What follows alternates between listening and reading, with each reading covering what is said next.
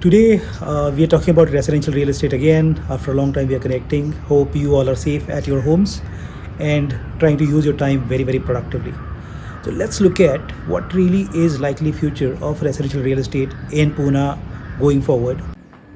Before we jump to the main topic of what is the likely future, we should also try and know what really happened in past.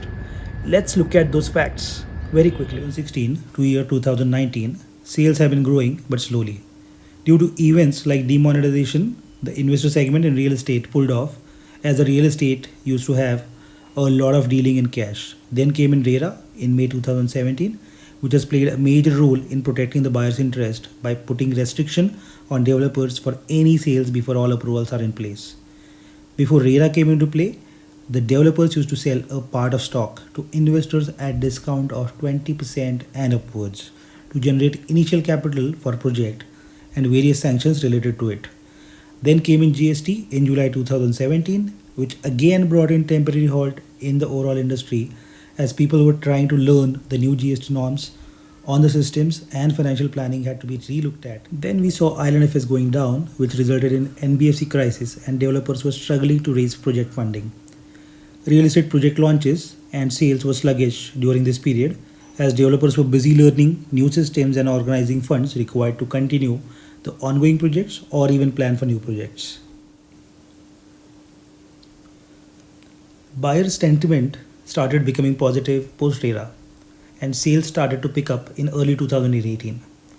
Year 2018 and 19 were better years for residential sales in Pune, though the prices didn't see much increase. 2020 had started on a very good note with more than 10,000 units sold and registered by February 2020. We were expecting some big launches in Pune by large developers like Shapurji Palunji, Purvankara and Runwal Group. But world hit by this pandemic and project launches are put on halt. Now let's jump to the main topic of this video, that what should you be expecting post this lockdown is over in residential market in Pune. Primary challenge for the developers is going to be project delays. We think the project will be delayed by about 3 to 6 months due to multiple reasons, like you'll have labors disappeared, then raw material not being available. All of this is resulting into increased costs.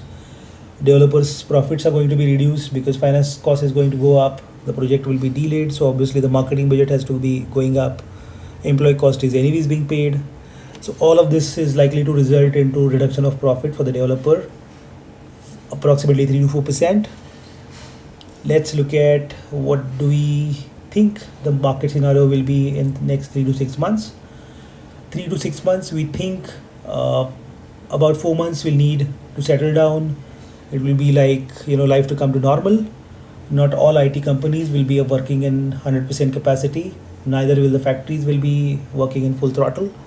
So it will be time to really reshape everything, get everything back to normal. Then during this period, we think the sales will be lukewarm, not very aggressive though. Next 12 to 18 months, we see a lot of positive news likely to come in for India because we're talking to a lot of our corporate clients. Everyone is trying to tell us that there is incremental outsourcing which we foresee coming in for IT. Then manufacturing is a big thing. Everyone is trying to move out of China. They are trying to have some backup for China. So obviously India will be one of the beneficiaries. Now let's address the main question, whether the residential rates are likely to go down. The answer is partially yes.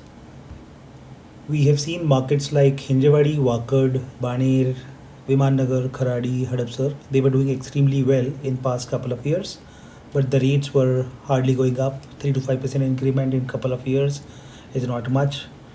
So we don't think there is any scope for negotiation, but still you can try. Limited period offers is something which we expect because developers have to generate cash flows, so they might just give you discounts for very, very short period. So you might just take advantage of that. Apartment choice is something which you can see coming in because developers tend to hold some stock all the time. So now they'll release everything available with them.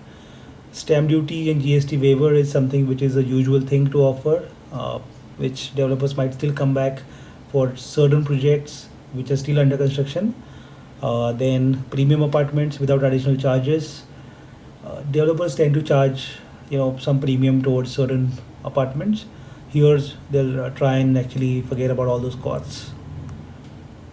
Please do not expect any serious discounts coming in on ready inventory, because we see that will always be in demand, so developers will not be very happy offering serious discounts on these ready apartments. In the next video, I will try and give you some insights about what to expect in commercial office space market and retail shopping market.